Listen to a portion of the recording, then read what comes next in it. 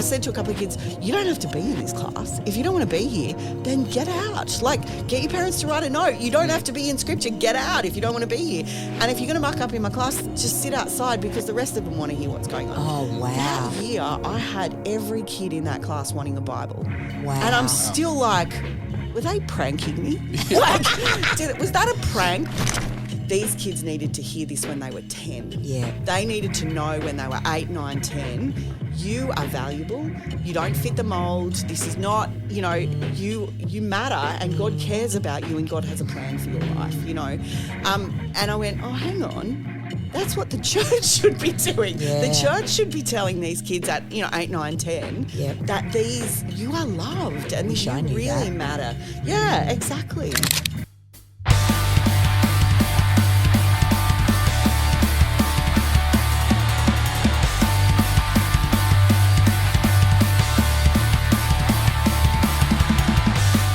Welcome back to another episode of Filthy Hope. I'm your host, Pastor Jonty, and if it's your first time here on this podcast, we spend time in the grey spaces where Jesus, life, and culture intersect. And I'm joined, as always, by my co-host, Rev Ness. Hello, you. How's it going? I'm good. How are you? I'm doing pretty well. Cold, bloody winter's day. I know, it's pretty cold. Yeah, isn't it? That's why I've got my fleece on today. Chilly-ocious, mate. I'm rubbed up. Yeah. Got it going on. Put your English jacket on there. I know. I know. Well, it's just because I want to look posh. I did wonder if you were going the posh look today. I'm going posh, and I'm also doing Vicar of Dibley. I'm growing it down into that Vicar of Dibley look. Is that what's going on? I think so. Good. I think All so. right. I'm growing it down because I just want to look like her. Yeah. Well, She's funny. that's a high bar for us to reach as vicars, isn't it? We want to. That's our goal, to be the Vicar of Dibley. But aren't all our church councils like that? They really are. Yes. Yes. No, yes. Yeah. And that third voice means we have a guest, Reverend Karen Mitchell Lambert. Yay! Clap track. We love Karen. How's it going? Good. Thanks for asking me to come and play. Yeah, no, this is a peek behind the curtain. I have a list of a long list of guests that we want to get on the show, and you've been on the list for a long time, so it's good to have you on. It's really exciting, and your mission and vision for what you're doing and your placement is something we'll chat about shortly. It's very inspiring, and we just want to help push the message out there so people can know about what you're doing and can be attracted to what you're doing and jump on board, because it's just Let's a gift. hope so. It's a gift. That'd be gift great. to the area that you're working in. So more on that soon. Yeah. So tell us about Karen. Who's Karen? What does Karen do? Day in the life? How far do you want to peek behind the curtain? That's really the question. I want to go back to her call story. Sure. And understanding about her as a minister, and how did you actually become a minister? Because you're not quite like a normal one. You're a little bit different. No, I don't fit the box. No, babe, not you don't. Terribly well. No. You could do Vicar of Dibley too, I reckon. I have been called that on several occasions, actually. So it's okay. So I didn't grow up in a Christian home. Kind of occasionally got dropped off at Sunday school. I heard you say on the weekend that so your parents could have sex. I suspect that's exactly what was going on. Yeah, but did you wear a wig and have a sling? No, I didn't. Yeah, wasn't that fucked up? I'm loving it. It's like different. You haven't changed, Ness. No. You're consistent. Is it's all about the adventure. You're hilarious. So it's great. So not growing up, I came to the church when I was about 16, 17, and it was a totally random thing. My friend was going to church. I was at a sleepover party with all my girlfriends, and we were sitting in the gutter outside, as you do at sleepover parties at 2 o'clock in the morning. Yeah. Oh. And I said to her, "Can I come to church?" And she looks at me with this puzzled look and goes, "Why would you want to do that?" Wow. And so that's kind of how it started. I went to church, and it might surprise you to know that I was a little bit strange when I was about that. I didn't stop talking. It just kept going all the time. And I was very energetic and full of joy. So some of those things haven't changed. And the church just loved me. Yeah, wow. Which was really weird because most people just told me to shut up. Yeah. And so, but these people kind of saw something in me and just come on in, Karen, come and be part of who we are. And it just kind of went from there. And the funny thing about being called into leadership, so I'd been going along for a while and, been to camps and stuff. And I don't exactly remember the order of it. it, but someone said to me, "Oh, Karen, can you help us out? We've got to do some prep for this camp." And I'm like, "Sure, no worries. What do you want me to do?"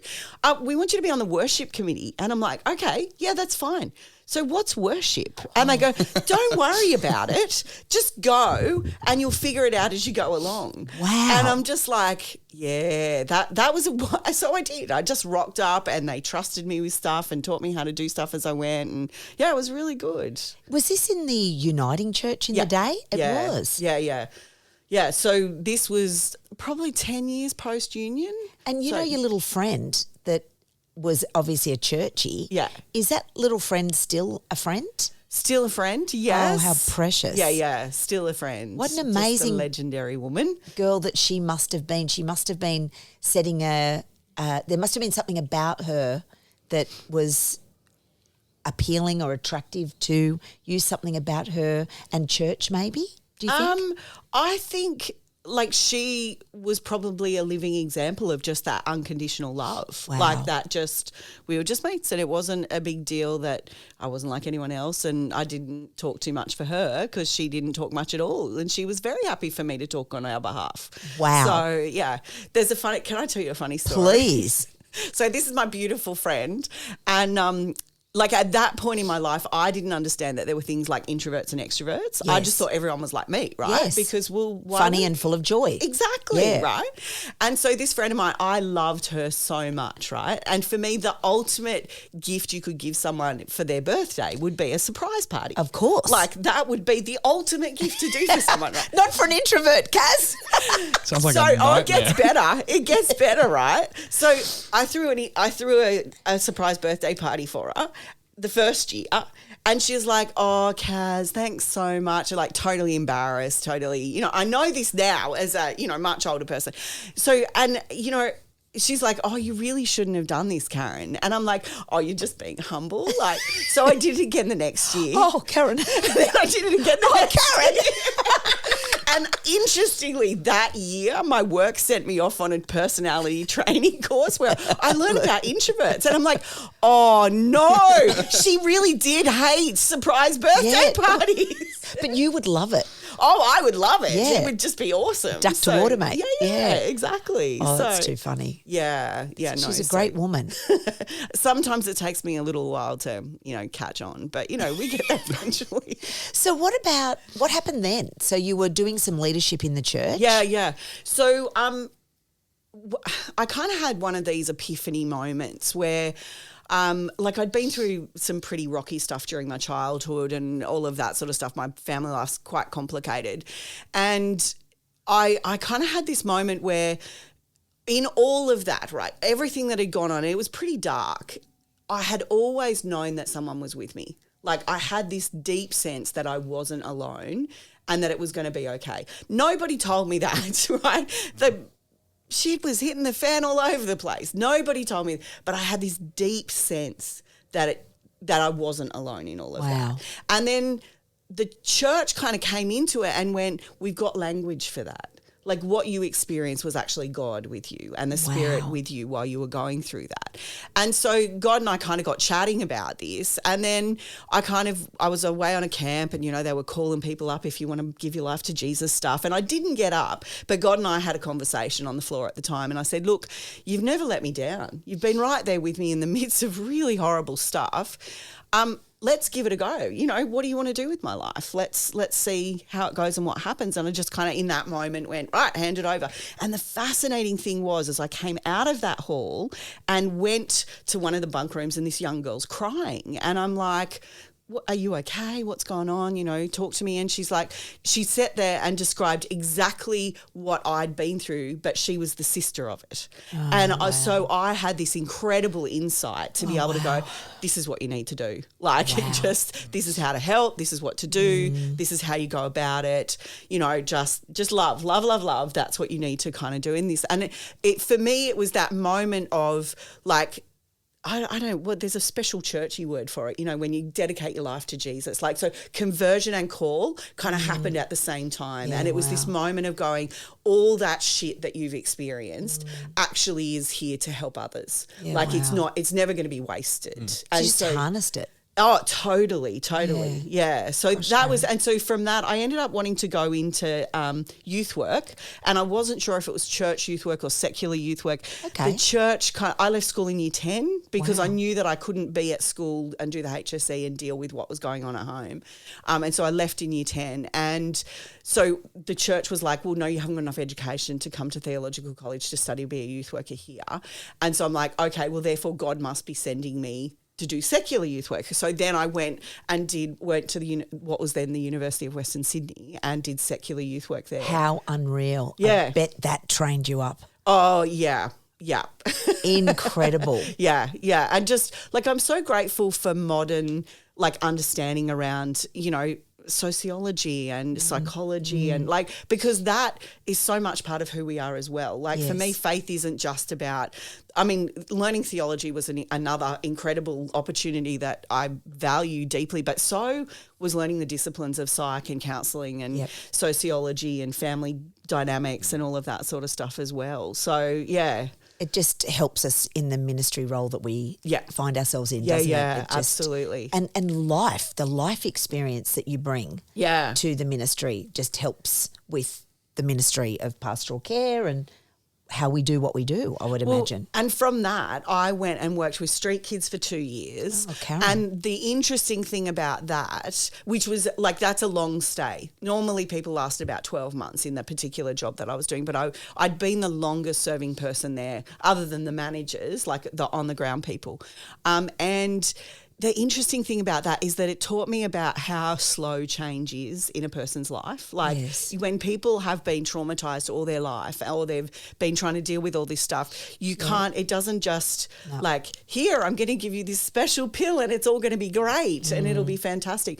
And the other thing for me is that it also taught me that we actually can't always do it by ourselves. As great as psychology is and sociology is, actually sometimes we can't dig ourselves out of our own hole. We actually need help to get out of that. And that, those tools are fantastic, but without someone who loves you deeply and believes in you and actually sees that you have potential despite the way you are exhibiting yourself right now, without that, you can't turn that around. It's hard work. And I found secular world really hard because I couldn't talk about God. And for me, God, I'm watching these kids just crashing and burning, having parents who they desperately want to love them, desperately want them to love them. But, they've got drug addictions and, alcohol addiction, all sorts of things that are meaning their parents are incapable of offering that. And I'm just like, you're not alone. There is someone who actually loves you, and loves you beyond you can possibly imagine. And it's not an accident that you're here, but to not be able to say that in that moment just drove me crazy. Yeah, and so that actually, and the other thing that happened, sorry, I'm just going to keep talking. No, fantastic. Yeah, the other thing that happened in that is that I was going, these kids needed to hear this when they were 10. Yeah. They needed to know when they were 8, 9, 10, you are valuable. You don't fit the mold. This is not, you matter and God cares about you and God has a plan for your life, And I went, oh, hang on. That's what the church should be doing. Yeah. The church should be telling these kids at 8, 9, 10 that you are loved and you really matter. Yeah, exactly. Wish I had a Karen in my life at that pivotal point. Just powerful. Yeah. Well, when it's life changing. It is. Yeah, definitely. Did you have a person in your world, Karen, that saw you? I would say it was that community that I'd landed in. Yeah. That there was a group of them and they all just were like, Karen's cool, and just, you're part of us now. You're here, so you're part of us. And it's funny now as I'm kind of out of it a bit, I discovered there's a whole bunch of dynamics that have been going on in the group and these people. I had no idea about any of that because I just loved everyone and they all loved me and we all got on and it was great. But in the background, all these other stuff's going on that you're oblivious to. I'm oblivious to. I'm like, what? That's going on. Yeah. Wow. That's quite a gift really, isn't it? Sometimes, yeah. You can just roll up and just be the full scope of who God has made you to be. Yeah. Without worrying about the internal politicking and bullshittery that goes on. Yeah. I think I've become less good at that as I've got older. Yeah. My journey has kind of beat me up a couple of times. Sure. Kind of And I think wisdom also comes in, Yeah, maturity and wisdom, because we need to not just bowl in and be our full extrovert selves, because we exhaust people, Karen, don't we? Yes. Well, we can if we're not wise. Yeah, It's possible. Yeah, definitely. Introverts will tell you that we exhaust them. Yeah, that's okay. Well, and that's some days I exhaust myself. Yeah. So, but like in both sides of it, it comes down to like understanding yourself. Yes. And if you Absolutely. understand yourself at a deep enough level, you then start to understand how you are perceived by other people as well. Correct. So as an introvert, I am learning to understand how other people can perceive being exhausted or being run out of social tokens can be perceived as rude or distant. Yeah. Whereas it's actually just, I'm cooked. I got nothing. I'm so sorry.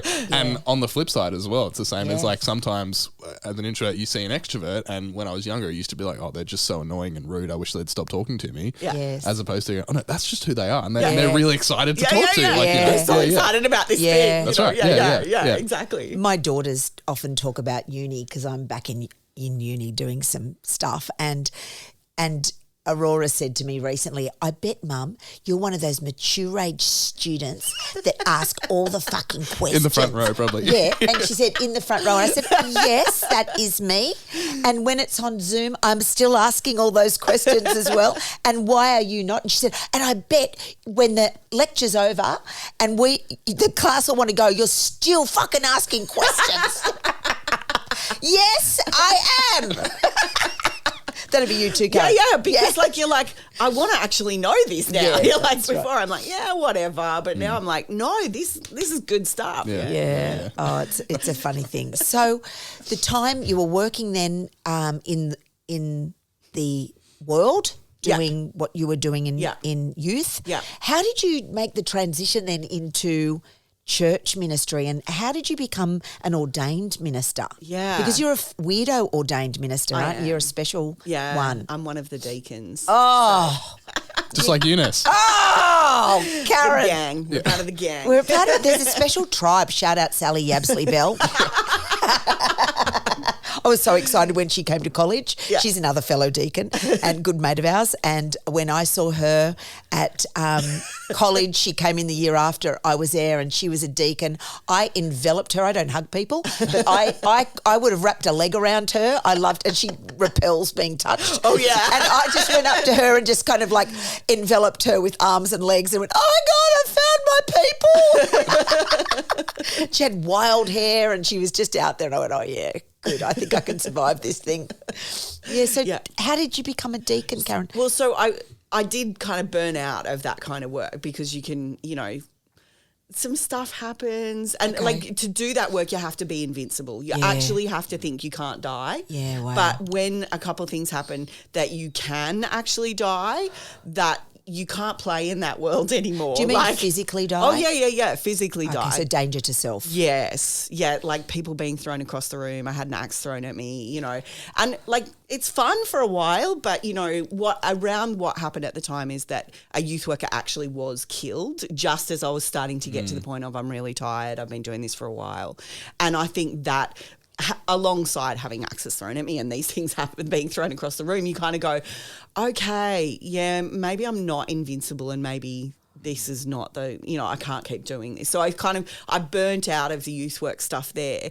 But I came away with that question of, why are we not telling kids that they're loved by God at 8, 9, 10, and that's the church's job. And so my friend who I'd met in the gutter, she said to me, there's this job going, this youth worker job. It's only half time, but maybe this is kind of what you're looking for. And so I'm like, sure, let's go give that a go. Why don't we? And this was a church gig. It was a church gig. So, yeah. And so it was really funny. So I've gone into this church gig, and they're like, great, you're a youth worker. You've done all this. Fantastic. We are going to give you the year 9 shittiest scripture class ever. And the other youth worker from that other church is now on stress leave because of that particular class. So we're going to you'll know how to deal with this. Oh, Karen. So threw me in with 30 kids who were excitingly adventuresome, really. Sounds like my year 9 scripture class. Yeah. It was holy moly. So, but I didn't find that out, of course, until after my first term. And I'm like, what the heck was that about? But it's funny how it works out because, I said to a couple of kids, you don't have to be in this class. If you don't want to be here, then get out. Get your parents to write a note. You don't have to be in scripture. Get out if you don't want to be here. And if you're going to muck up in my class, just sit outside because the rest of them want to hear what's going on. Oh, wow. That year, I had every kid in that class wanting a Bible. Wow. And I'm still were they pranking me? Was that a prank or was that a genuine... You wanted to know more about who this Jesus was. Well, you made it. You gave permission for them not to give a shit. Yes, I think so. And that gives power to somebody in year 9. Yeah. Don't tell me what I'm going to think and feel. Yeah. You know? Yeah, it's just, once that dynamic got broken, it was oh, okay, well, maybe I want to know more about this. So, wow, Karen. Yeah. So did that. And I did that for about 2 years.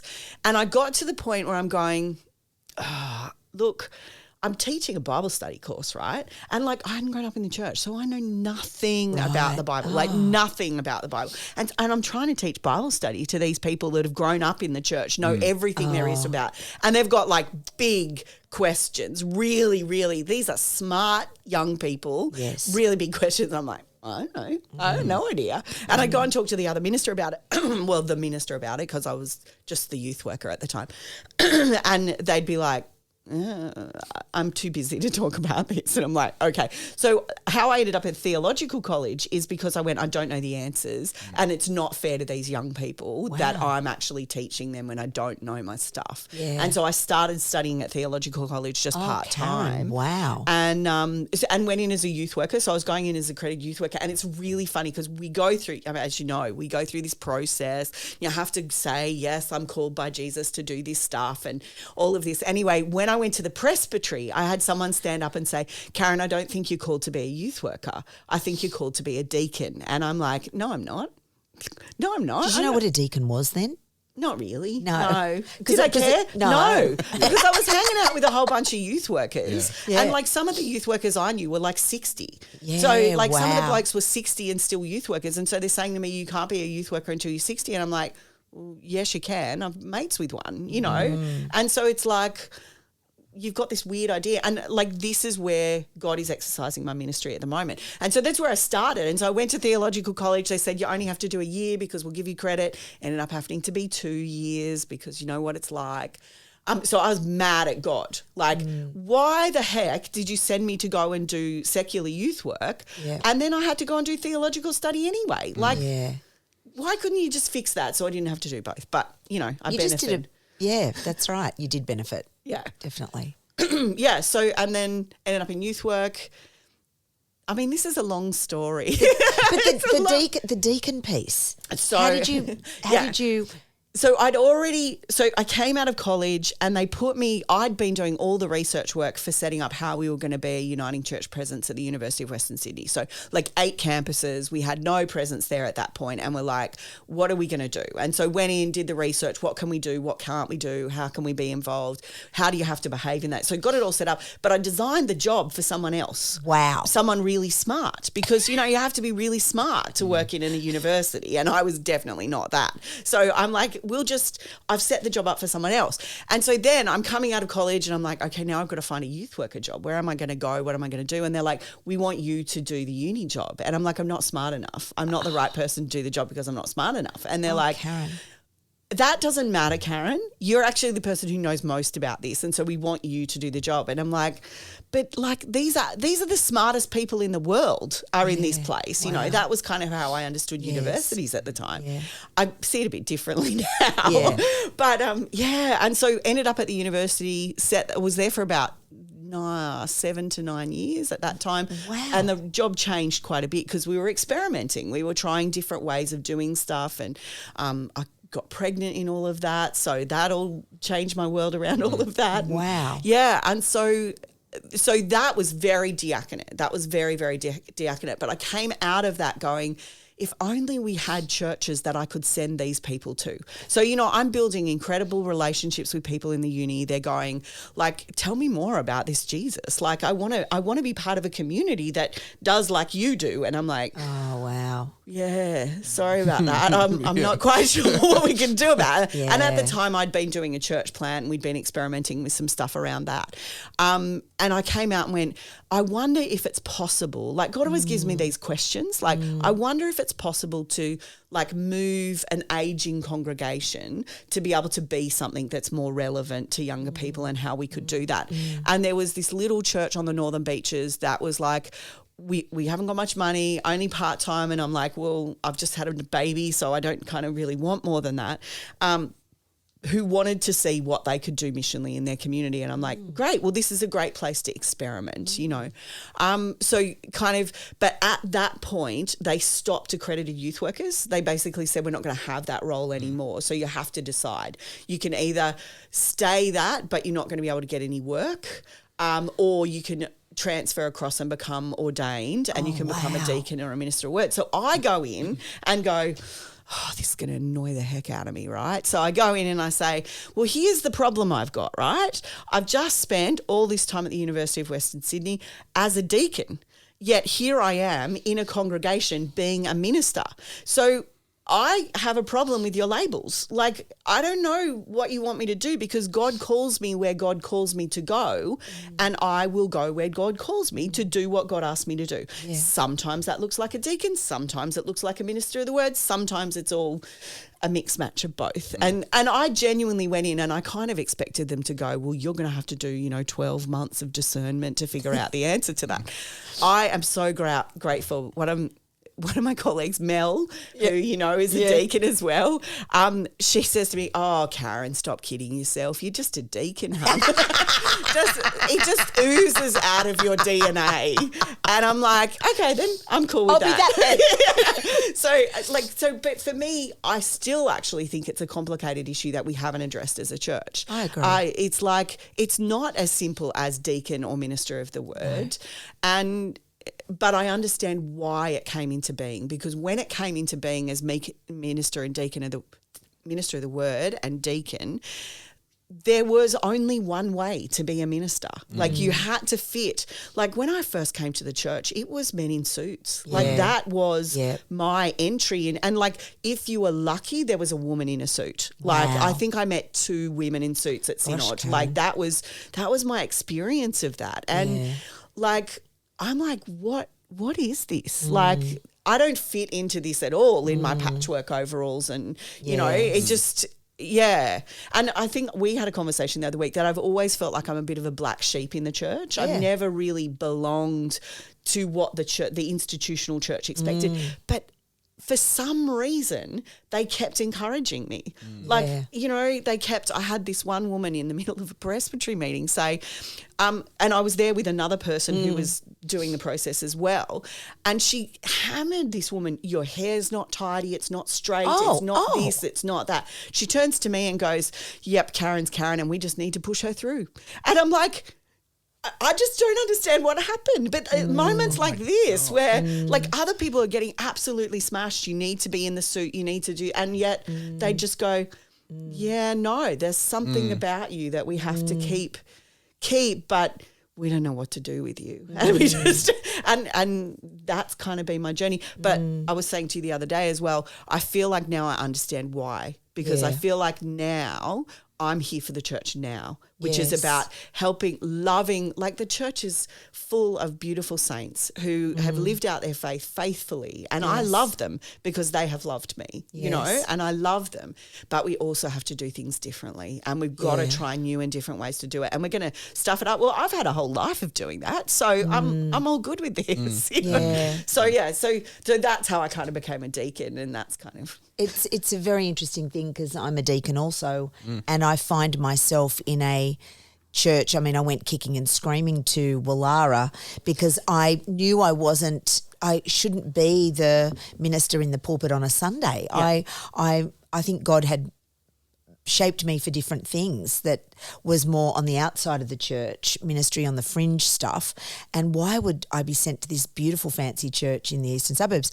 But I I just diligently went, and listened, like your story says, and kicking and screaming, but diligently, because I knew God made it abundantly clear. And it's interesting then, I do find myself, like you do, on a Sunday being that minister at the front preaching and being that person. In the olden days would have been a man in a suit. Yeah. And that's it. In the olden days. The olden days. Well, And by olden days, I mean early 2000s. was that dumb what I just said? No, not at all.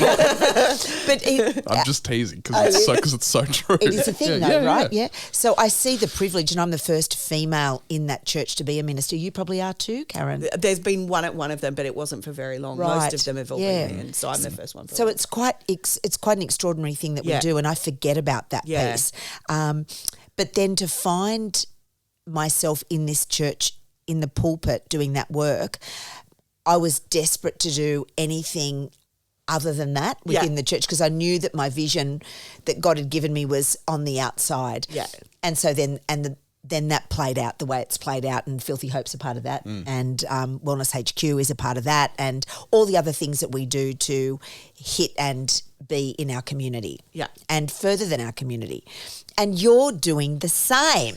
So can I go there now? I just can't help myself. I look around and I love my people, but out there I'm going, look at all those. I wonder what we can talk about. How can we talk about Jesus with this? Yeah, and you have been placed in such a beautiful part of Sydney. I have. It's like a bloody gift. Totally. Isn't it? And your vision is huge, and I want you to share about your new placement, what you're doing, and this incredible creative ministry, creative centre that you're setting up in Pymble, that has been set up and is about to launch its first series of enrolments come the new school term. This year, 2024. So can you tell us all about it, Karen? Because it's bloody awesome. Sure. So where to start? There's so many things to talk about, isn't there? Where are you located? So Pymble Uniting, so Gordon Pymble Uniting Church has two sites, one at Gordon on the Pacific Highway and one at Pymble on the Pacific Highway. But what we're trying to do is we're using the Pymble site at the moment to create a creativity space. Fab. So I was thinking about this, and I was thinking, church buildings used to be public buildings. So they used to be places where everybody came and everybody used the building, and it was a very open space where people could belong. You didn't have to be part of the secret society and know the secret handshake to come into the building. Now, as people in the church, we know you don't need to do that, but most people who don't come into the church has started to get this illusion that you have to know the secret handshake to be in. And there might have been times where we kind of closed barracks a little bit because we're kind of scared and all of that sort of stuff.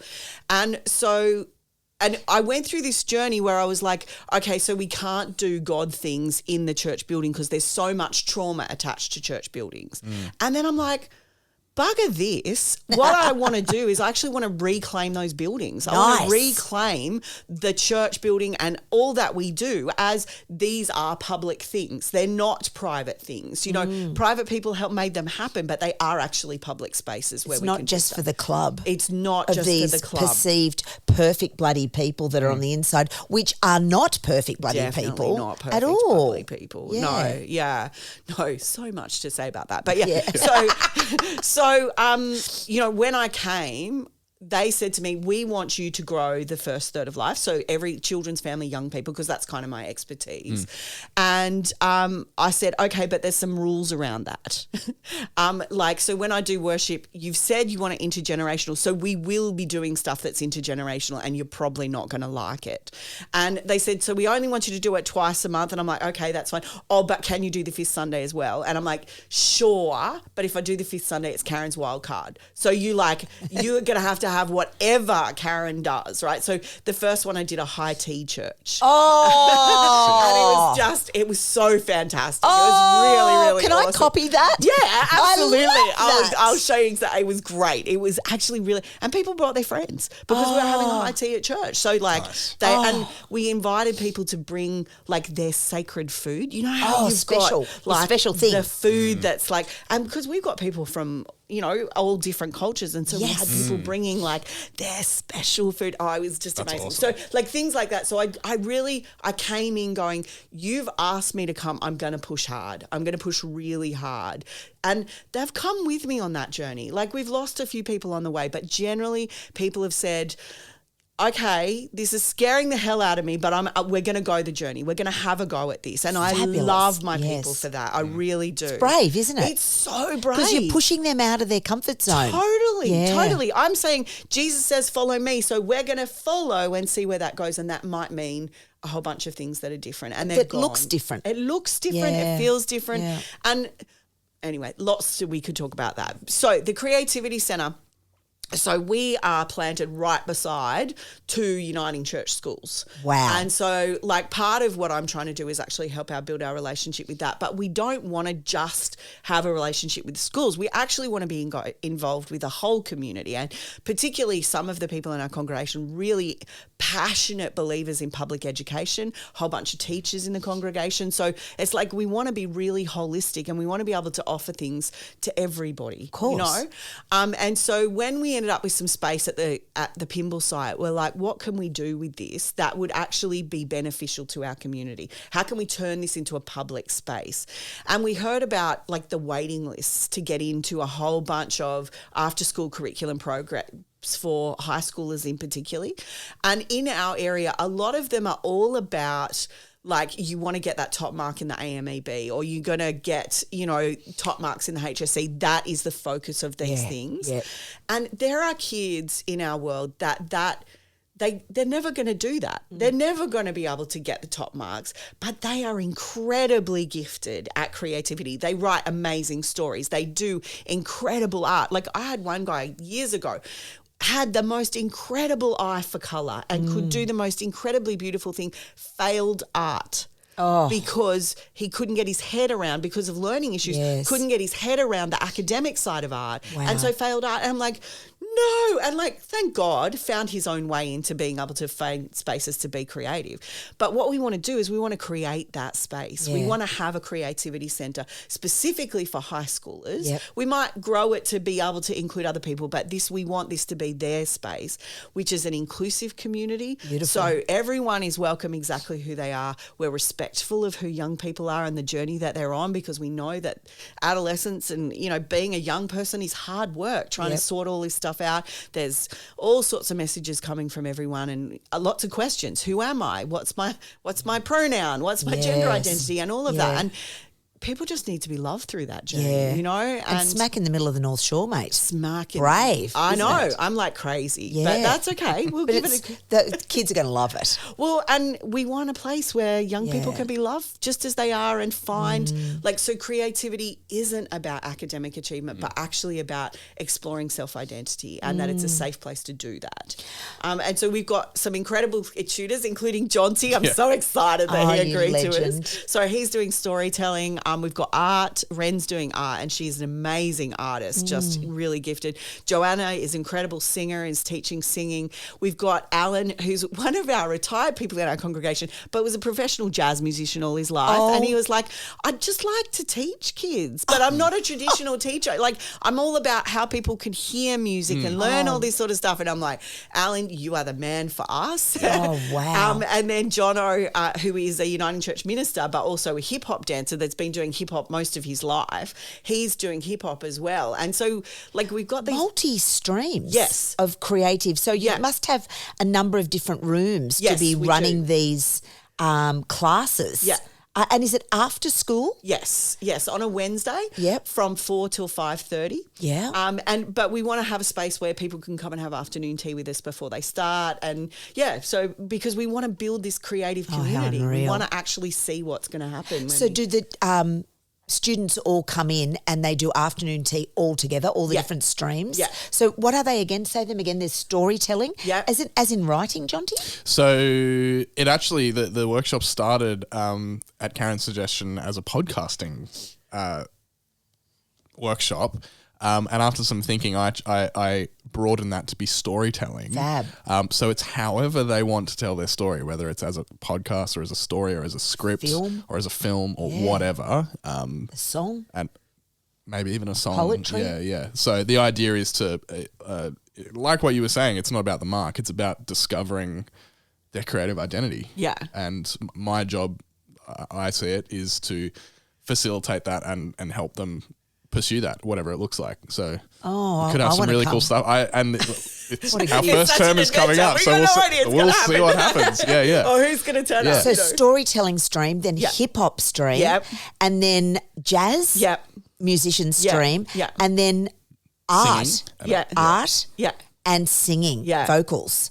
And 5 streams. Yeah. That's and a the lot art of stuff. is like really diverse. So it's not necessarily just one form of art. It's actually, well, we're going to experiment with this form and this form and this form. And like Ren really too, like Jonty, all of the tutors are very much about what is it that you want to pursue? What is it that's got your interest that actually like, let's go down that rabbit hole and see what we can learn together and see how it goes from there. So I think of God, and God is like the most incredible artist. oh, hell yes. Like the most creative of the creatives. I think like He's the creative. Yeah. The first one, Yeah. right? The original creative, right? To make the human eye, to think of the tail of an exquisite peacock.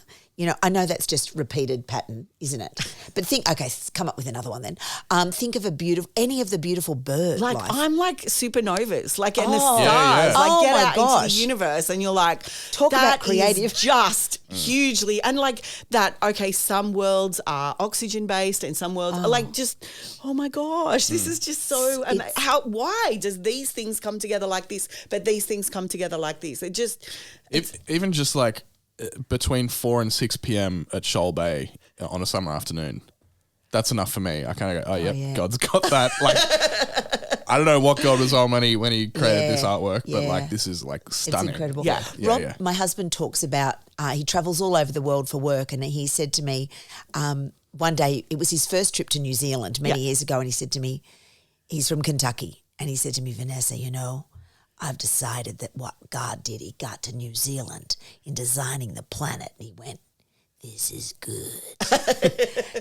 He reckoned that he stopped there because he came up with the perfect place, which is New Zealand. Ended up in the bottom right corner. but it's like other the parts of the world think it's all over there, but we know that. You know so what, it's super actually- creative. Like you are just harnessing incredible. God's mandate for humanity. Well, in and creativity. particularly that whole line of we're created in God's image. Yes. So why are we not like creative? And like you can get the most like closed, you know, structured person. They still have creativity in that. They still like everybody has it in them. It's just the way they express it is really different. You know, how beautiful. And, And Karen, so this starts, what dates? Throw out some dates for us.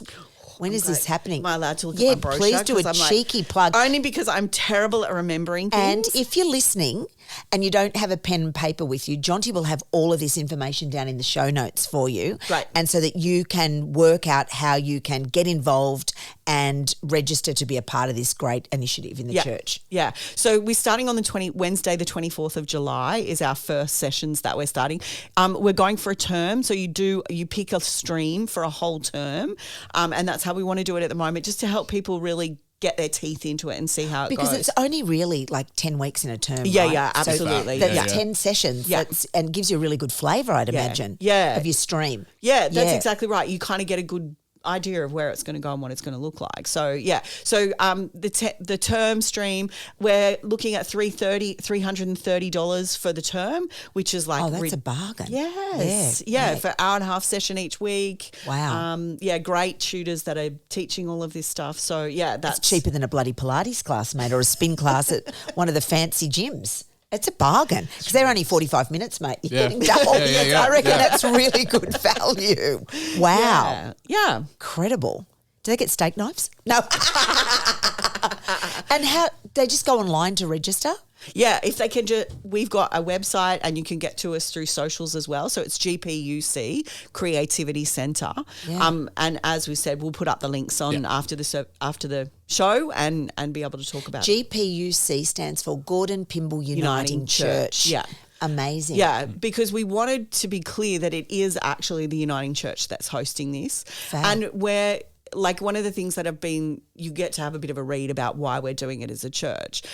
We don't want to proselytize. We're not there to tell everyone about Jesus. I'm like crazy passionate about Jesus and I can talk about Jesus underwater, but like that's not what it's about. It's actually about we want to show love to young people because we know what it's like to be loved and the difference that it makes to our lives. And give kids a place to go after school that's not on their tablets, right? Yeah. That's not just doing all the behaviour behind the still screen. Be like on your tablet because like your technology is not all bad. No, that's exactly right. And it is attached to your side hip, right, for all of us. But I mean, to be able to actually put that down and to engage in creative endeavours is really powerful. With other people too. And that's one of the things that we're really hoping will happen is that we do grow this encouraging community that, you know, calls out our best and, you know, helps us be the best that we can be. Yeah. And like one of the things that's also really key about what we're trying to do is that we're never given our gifts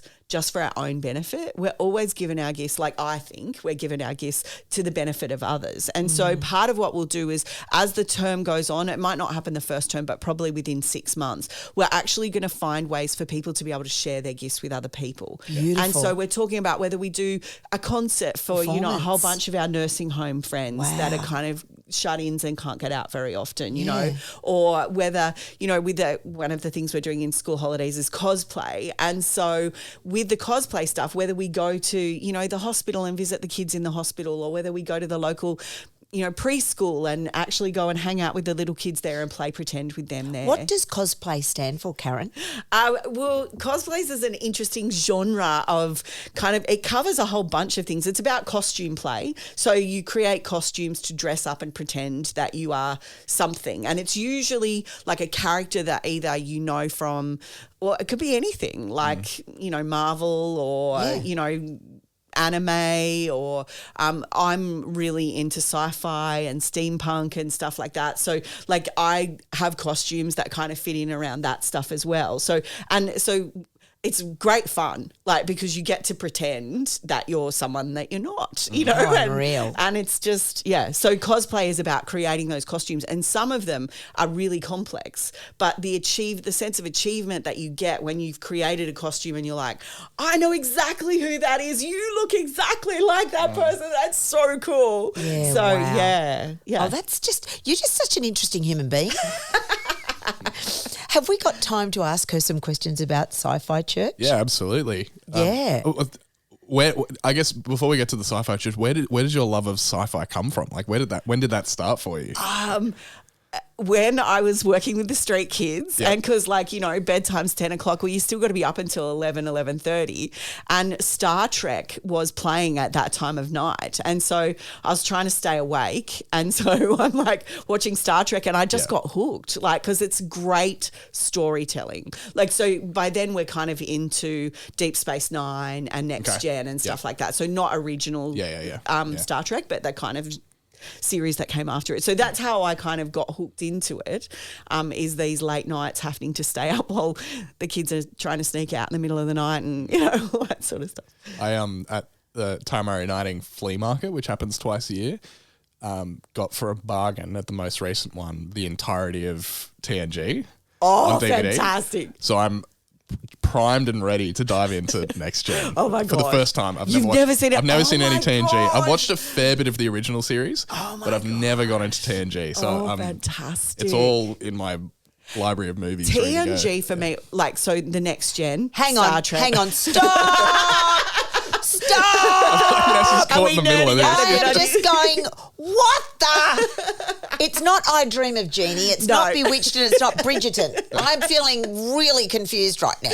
What is TNG? Is it like TNG? Oh, dynamite. Is that what it is?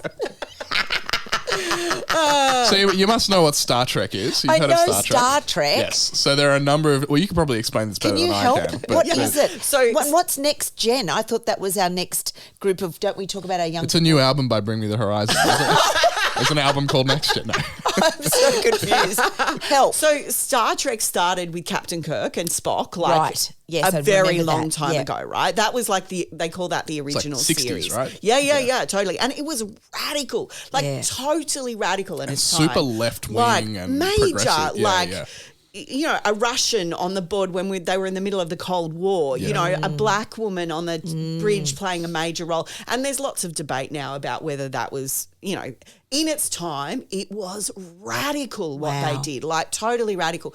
That series has actually continued and developed, but in different parts of the universe and in different ways that it's happened. So Hang you've on, got- in the universe of the show? yes. Yes. Well, and so like, you know. It's expanded. Expanded. Yeah, yeah. So Beyond They've the done original modern series. versions. Oh yeah, there's of this. still yeah. like there's Oh, stuff still- getting released right now. Oh, wow. Yeah. Okay. Yeah. That often connects with like there's The old story. canon, you know, there's canon and rules about what you have to have and what can be and what cannot be. And the fans are like freaks about this. They're like, no, you can't do that because that doesn't fit with canon. So they have to do sometimes big backflips and everything like that. So it's been going since right back then. And there's been all these different changes. And I'm a big fan of Star Trek because often it's, you know, you've got sci-fi that's quite depressing and then you've got sci-fi that's hopeful. Like, so they project most of the time, they did go a bit off script recently, but most of the time they're quite optimistic, you know, so it's a utopian world. If only we could become this better. So it shows you ways that we could be our best selves as Wow. humanity. And so that's why I love it because it makes me go, we can be better. We can do this. We can be better. And so that's why it hooks you in the stories and the things that it does and how it explores that. So but the thing I love about it too is that it always speaks to the culture now. And so the things that they're talking about are very relevant To now. to right now and the things that we're discussing as a world and we're concerned about now. And and so it's quite fascinating in how they do it. And you know, we'll talk about Sci-Fi Church. Well, I'll go to Sci-Fi Church now.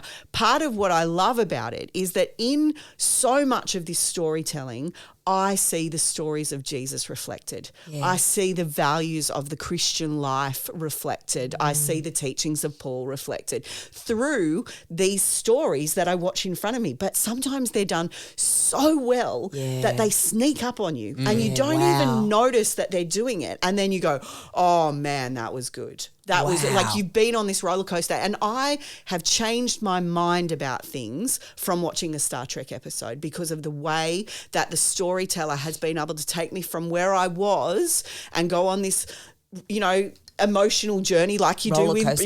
with Bridgerton, you know, you're going on the Thanks for roller talking about that. I can relate to that. And the frogs. Yeah. Totally. Yeah. So, you know, cosplay doll. Yeah. That's I your know. Bridgerton cosplay. I could be Francesca. Yeah, you gotta come to the Oh, elective. yes, Yeah, I yeah. could be Violet. I can see it now. Yes. You've Yes, got the idea. I can do it. Yeah, exactly. So, like, these stories reflect for me, like, the best stories in the world. Like, you know, for me, faith stories give us lessons about how to live and how to live well together. Both for me as an individual, but how we do that corporately as well. I can't control the corporate. I can only control me. And so I adhere to these values because I really do believe they can make a difference. And to see these science fiction stories, these visions of the future, so much of it comes from a place of actually there's the God story in amongst all of that, you know? And Beautiful. Yeah. So beautiful. Yeah. So And you were telling me earlier, and I pissed myself laughing, and I didn't want to offend you because it feels like geeky. But then you said being a geek's actually a badge of honour. yeah, Yeah, it is. Yeah, yeah, yeah. Okay. It's like, it's not I offensive. didn't want to offend you, but you actually have like a special council. Yes. So Sci-Fi Church is run by the Jedi Council. Like, is that, you're not shitting me now? This No. is a real life Yeah, thing. yeah. We call ourselves the Jedi Council. Do Yes. when you meet for those council meetings, they must be so cool. Oh, they're so much fun. Do you dress oh up? my gosh. We don't usually dress up for Jedi Council, but we do for Sci-Fi Church. So I've already got my costume for the next Sci-Fi Church that's coming. And do you, Karen, when you have Jedi Council, do you, because there's another beautiful senior leader in our Uniting Church that's a part of this Jedi Council, is there like in sci-fi, is there hierarchy? So it depends which genre you come from. Oh. Okay, so in Star Trek, yes, there's hierarchy, but in Star Wars with the Jedis, not necessarily. Oh. You do have Padwans that learn from you and stuff like that. So it just depends. And like what I love about Sci-Fi Church is that we don't limit our genre. So you Okay. can talk about anything. Like, so if it's anything to do with science fiction, so that's future-based, we talk about it all. We don't discriminate. So Doctor Who, Star The Trek, whole lot, Star Wars, yeah. Dune, like all of it we talk about books and we talk about movies and we talk about the whole. So Jedi Council is just so much fun. We get together for dinner and we're like, what have you been watching? What about this? What about when this happened? That? Oh my gosh. And what are you like, so it'd be like getting together with a bunch of Bridgerton people. Yeah, and doing a high tea. Yeah, doing a high Yes. tea. But it's like because we're Christians and we actually value the Christian story and we see the Christian story in these things. Yes. We're like, hey, did you notice how this did this? And so our attempt clever. when we first set up Sci-Fi Church is that we wanted to have a play of what would happen if we gathered to worship and we used the storytelling that's already out there in science fiction to help us explore the themes of what we're looking at in the Christian church and put them alongside each other so people can see the correlation that we see naturally just from watching it. How incredible. So when is the next Sci-Fi Church and when can people come to this? And where is it at? Excited. I'm so excited. So the next one is, we haven't done one for a long time, and so this is going to be on the 19th of July, which is a Friday night. Again, Jonty can put up the information about how you can get there. Whose church is this going to be at? We're going to have it at the Gordon side of Gordon Pymble. It's Wow. just easier if I've got it all sorting all that sort of stuff out. So How amazing. yeah. And people will come from all over for this, Yeah, won't yeah. they? Oh, yeah, It's like a absolutely. And will they all dress up? You don't have to dress up, Yep. but yes, some of us will be dressed up. Yeah, I've gone a much more like quieter costume this time. Okay. So it'll be subtle that I'm actually dressed up in sci-fi. I have at times turned up as Doctor Who. Okay. But yeah. I just love it, Jonty. I almost feel like I have to go and film it. I think that's just such an epic thing. It's been going for a while, hasn't it? It has, yeah. Yeah, so the way we've been doing it in Sydney, we've probably been doing it for about 5 years. There was another person who did Sci-Fi Church in Melbourne before us, and so I'd spent a bit of time talking to her about what she was doing, how she did it. But we've kind of taken a bit of a different term. Uniting Church minister down that way as well. How unreal. And but she was really happy for us to take it wherever we wanted to. You are just a bundle of creative awesomeness, Karen Mitchell Lambert, deacon, awesome mother, wife, extraordinaire. You really are. You're just a bloody breath of fresh air to the world and a gift to the church with what you bring, sister. And as a minister who hasn't been a minister as long as you've been a minister, you paved the way for me to come into ministry because I can seem batshit crazy and you were batshit crazy before me. And so I kind of feel that you paved the way for the diaconate to be accepting of me because I didn't feel accepted. That's great. Yeah. So thank and there you were for being you. batshit crazy people before me too. That Were meant there? I felt Yeah. like, okay, maybe I can still belong in this church. How So, unreal. Yeah. So there's room for all of us. There is so room for all of us. Yeah. And that's, I think what I love about the Uniting Church particularly is that it says we are all called by God. We are all called to use our gifts and talents, whatever that looks like. And we have to learn how to live together to do that, you know, and that the way we do that is just stay focused on Jesus in the middle of it all. You know, it's all about God, you know. And not limit. Yes. To not put a box around it and limit it. It needs to be done a particular way because I think so. You know, Well, that's about comfort, isn't it? Yeah, definitely. You know, it's what has brought comfort to so many people for so long, but it doesn't bring comfort now. Like that's because it's not ritualized into part of who we are culturally. It doesn't provide the same way that it does, but they still need that. So it's beautiful. Well, your story of love is what I'm taking from this morning. Is a deep, rich story, and Jesus came to. He is love. God is love, and you just are doing God's work in and through your community at Pymble Gordon, and I just wish you all the blessings on that creative adventure there, and I hope people enroll now. Yes, please. For Karen's, please, it's going to be amazing. Enroll now, get the kids locked into it. Show notes are below, and find out how you can get your teenager involved because it's going to be sensational. Yeah. It is. We've got a great team and it's going to be a beautiful place. Yeah, we're so excited. I'm so glad we had you on the show today. Thanks, Ness. Thanks, Jonty. Yeah. Last question, because I really want to know. Okay, sure. What good sci-fi have you seen or read recently? Like, what's your most recent love? Any recommendations? Look, I go back to being. I mean, we're stereo watching Star Wars and Star Trek as it's being released, like because there's new stuff, and all of them. I just love a good story. Yep. And so, like, I see value in all of them. There's others who'll be like, I don't like this or whatever. But, yeah, I just love it all. Like, so, you know, the new Star Trek stuff, well, they just finished a season on me and I was devastated about that. I'm like, you can't do that. Like, they shut it in a week. And I'm like, but hang on, I was getting hooked on these people. So, yeah. They're all great. Like, I think because I value the story and I just love to see how people tell their story and Yeah, that's awesome. Yeah, because we recently had, have you met Odd Rev, Will Nicholas, before? Yes. Yeah. We had him on the podcast a handful of weeks ago and we just talked about sci-fi for an hour. Yeah. So if people want to hear more about this stuff, go back and listen to that episode. We'll probably have him on again to do something similar. Hilarious. Yeah. Thanks for being here. We really appreciate you coming here. Thanks for inviting me. Yeah. Yeah. And if people have any questions or follow-ups, they can find us on socials, Filthy Hope Studios on socials, or filthyhopepod@gmail.com. If you have any follow-ups, questions, anything for Karen, we'll pass on and we'll do this again sometime, I'm sure. Yeah, that'd be great. Yeah, and like we said, all the information for Sci-Fi Church and for the Creativity Centre will all be down below as well. So if you're interested or want to have someone that you know that you want to pass it on to, get down there and all that info will be there. You don't have to be part of the exclusive club to come to Sci-Fi Church. Like, anybody can come. And that's exciting. Costumes, uncostumed, it doesn't really matter. Like, just come as you. That's the point. Yeah. So, beautiful.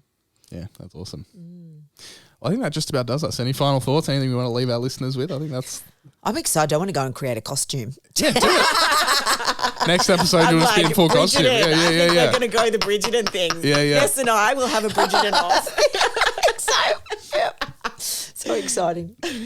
Well, I'm going to hold you to that next episode. I want you in full costume. Yeah. I might just hire that. I think I've always wanted to go to, say, a...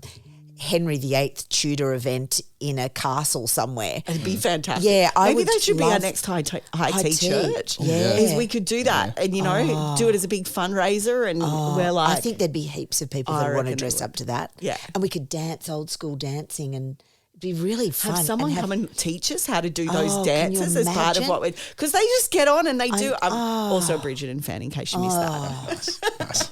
Great stories. Yes, I know, good stories. Yeah. So you guys just need to talk to my partner about this. Yeah. New season content, I don't care. Well, thanks for joining us, everyone. Thanks for listening. Thanks for watching. And thanks, Karen, for being here. Yeah, awesome. We'll see you guys next week. This is a prayer for the people who want to give up, who have been hurt beyond repair and cannot bear to see your face in anything. Find peace in letting go of the guilt that is in yours, and find hope in understanding. Life is not a game you have to win. Forgiveness overwhelming, salvation not deserved.